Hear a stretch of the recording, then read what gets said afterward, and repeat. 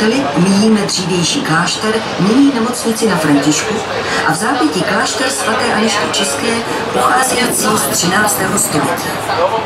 Je považován za první gotickou stavbu v Čechách. On the right, buildings of different architectural styles emerge. Following the hotels, we pass a former monastery, now the Na Františku Hospital, and the convent of St. Agnes of Bohemia from the 13th century. Rechts sieht man Gebäude in verschiedenen Baustilen.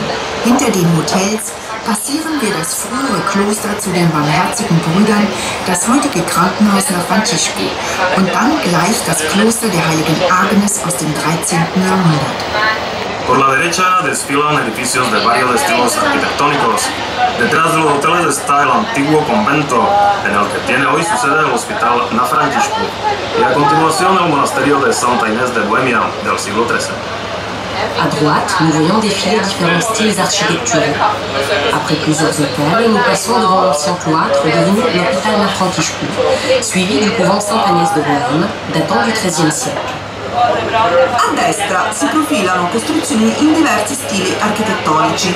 Passiamo dietro gli alberghi vicino a un ex convento, ora l'ospedale Na Františku, e in fondo al convento di Sant'Agnese di Boemia, che risale al XIII secolo.